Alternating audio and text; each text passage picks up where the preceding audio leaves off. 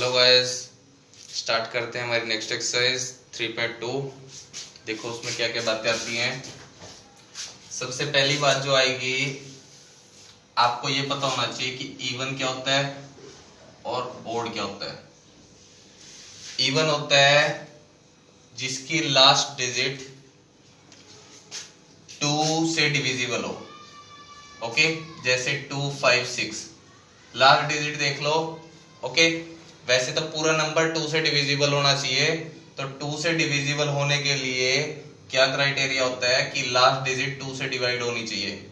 Okay, shortcut है देखने का 4, 5, 2। ओके, ये भी है 4, 5, 1, ये नहीं है। क्यों? 1 आ गया, 1 2 से डिविजिबल नहीं है, तो इवन का पता चल गया आपको। और ये क्या हुआ, ये ओड, जिसमें लास्ट डिजिट 2 से डिवाइड नहीं होती, वो क्या होगा, ओड होगा। जैसे 1, 3, 5, 7, 9 ये आ जाए, और इवन वाले में 2, 4, 6, 8। ओके, और 0 भी। मेरी बात समझ गए? तो यहां से अगली एक बात आती है कि square of even number is always even. Even की स्क्वायर जो आएगी वो हमेशा इवन नंबर ही आएगी। जैसे मान लीजिए आप 24 की स्क्वायर करने जाओगे, 24 क्या है, इवन नंबर है, यहां से पता लग गया आपको। तो ये 5, 7, 6 हमेशा इवन नंबर ही आएगा। और इसी तरह ओड की जो स्क्वायर आएगी, square of odd number is always odd number. Clear है बात? मान लीजिए 27 लें, 27 की स्क्वायर 27 ओड है, यहां से पता लग गया, तो 729, ठीक है, ओड ही आएगा। क्लियर है इतनी बात?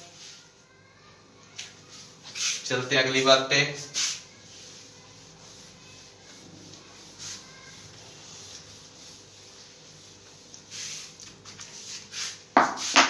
इसमें एक इंपॉर्टेंट कॉन्सेप्ट आएगा, वो होता है पाइथागोरन ट्रिपलेट। पाइथागोरन ट्रिपलेट, इन्हीं का एक क्वेश्चन उठा के चलते हैं हम।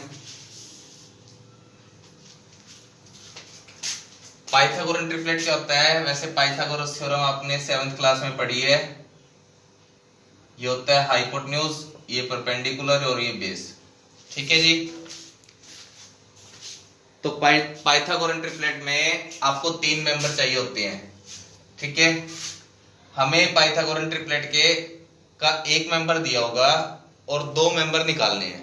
ठीक है, तो वो मेंबर क्या क्या होते हैं? एक तो होता है 2m, ये याद रखनी है आपको बात, m² - 1 और m² + 1।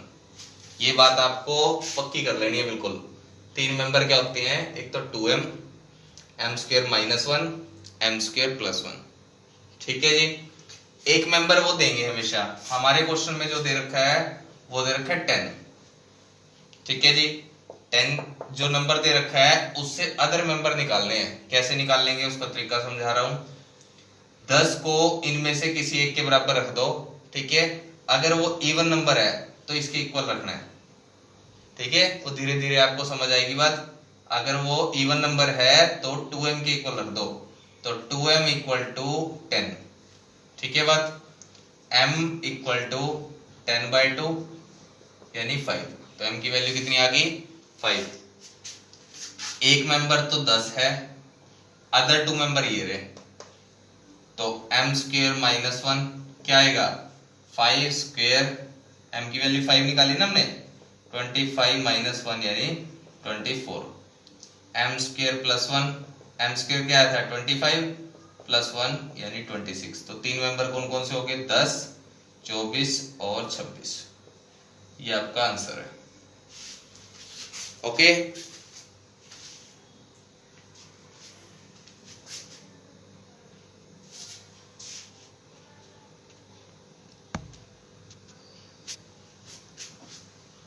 अगले क्वेश्चन पे चलते हैं। इसका ही एक और पार्ट है। ये क्वेश्चन नंबर मैंने करवा दिया आपको थर्ड क्वेश्चन करवा दिया मैंने आपको, ठीक है।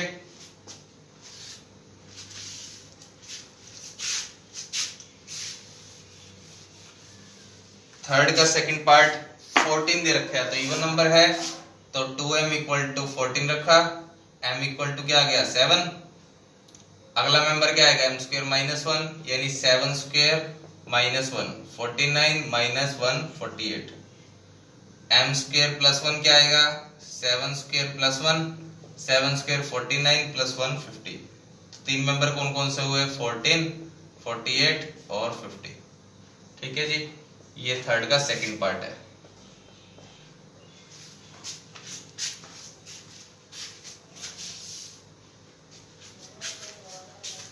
स्टार्टिंग से आते हैं अब, ये इंपॉर्टेंट बात लग रही थी तो मैंने करवा दी बीच में। फर्स्ट क्वेश्चन देखो क्या है, which of the following are the squares of even number, इनमें से कौन से इवन नंबर के स्क्वायर हैं। 196, 441, 400, इस तरीके से क्वेश्चन दे रखे हैं। ये किसका स्क्वायर है ये सोचने की जरूरत नहीं है, सिर्फ आपको लास्ट डिजिट देखनी है। लास्ट डिजिट अगर इवन है तो ये इवन का है, ठीक है जी। इनमें से इवन का ही पूछा है। ये ऑड नंबर है तो ये इवन का नहीं है, ये जीरो इवन में इंक्लूड करते हैं, ठीक है। ये है, इस तरीके से सोचेंगे, ठीक है। ये हमारा फर्स्ट क्वेश्चन हो गया। नेक्स्ट सेकंड क्वेश्चन फिर वही आ गया, find the squares of the flowing number. 27 की स्क्वायर निकालनी है। 27 इंटू 27 आप करके देख सकते हो, मैंने बता ही रखा है, वैसे 729 होता है, आप मल्टीप्लाई करके भी देख सकते हो, ठीक है जी। थर्ड क्वेश्चन मैंने करवा दिया है, फोर्थ क्वेश्चन पे आ जाएंगे।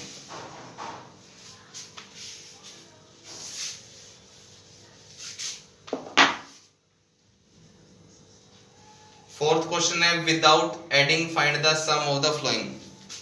देखो ये प्रॉपर्टी बेस्ड क्वेश्चन है। अब चेक करना 1 प्लस 2 प्लस 3 सम कितना आता है, ये 3 2 5 और 6, ठीक है जी। सॉरी ऑड नंबर लिखते हैं। 1 प्लस 3 प्लस 5, 5 3 8 और 1 9। 1 प्लस 3 प्लस 5 प्लस 7, सभी ओड का सम कर रहे हैं कंसेक्यूटिव, लगातार जो है। 7 5 12 3 15 और 1 16। 1 प्लस 3 प्लस 5 प्लस 7 प्लस 9 कितना हो गया, यहां तक 16, 16 और 9 25। 1 plus 3 plus 5 plus 7 plus 9 plus 11, यहां तक आ गया था 25, 25 11 36, ठीक है जी। अब यहां से एक प्रॉपर्टी निकल के आ रही है, ये 3 डिजिट थी और ये भी 3 की स्क्वायर है। ये 4 डिजिट थी, 4 ओड नंबर थे लगातार, तो 4 की स्क्वायर बनेगा। ये 5 थे ओड नंबर, 5 की स्क्वायर बनेगा। ये कितने थे 6, तो 6 की स्क्वायर बनेगा।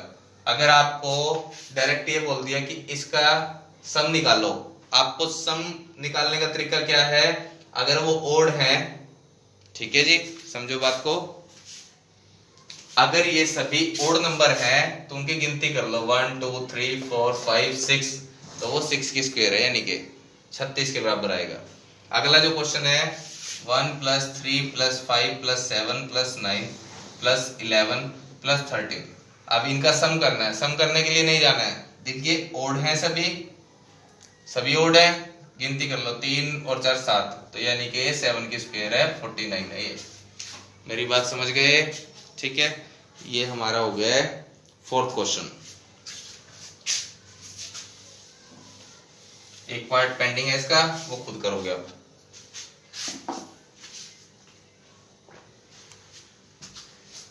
नेक्स्ट बहुत इंपॉर्टेंट बात बता रहा हूं आपको, अगली वो कह रहे हैं find the squares of the following using the method of square 2 digit number having unit digit 5 45 75 95, इतने केसेस में करवा रहा हूं। ये एक शॉर्टकट है जो समझाने जा रहा हूं।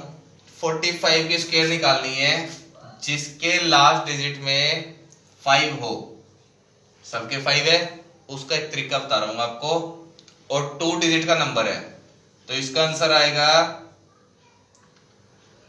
2025। इसका आंसर आएगा 5625। इसका आएगा 9025। ओके, ये कैसे आया ये बताता हूं। 45 है, आंसर में पीछे हमेशा 25 आएगा, जिसके पीछे 5 है, ये कंफर्म कर लो बात। 2 डिजिट का नंबर है, लास्ट डिजिट 5 है, तो आंसर में 25 आएगा। अगली 2 डिजिट क्या आएंगी ये सोचना है। अगली 2 डिजिट क्या आएंगी, जितना जितना ये डिजिट है ना 4, इसमें एक ऐड करो। 4 में एक ऐड किया 5 को 4 से मल्टीप्लाई कर दो। जितनी भी ये डिजिट है इससे अगली डिजिट, 4 से अगली डिजिट 5 इंटू 4, उसको उसी से मल्टीप्लाई, तो 25। 7 था पीछे, तो 25 आएगा। इसमें एक ऐड किया, अगली टर्म क्या आएगी 8 7 जा 56। 9 से अगला 10 9 जा 90। अब मान लीजिए 85 है, कुछ नहीं सोचना आपको, 8 से अगला 9 8 जा 72, और पीछे तो 25 आएगा ही। मेरी बात समझ गए? ये आपका हो गया 5th क्वेश्चन।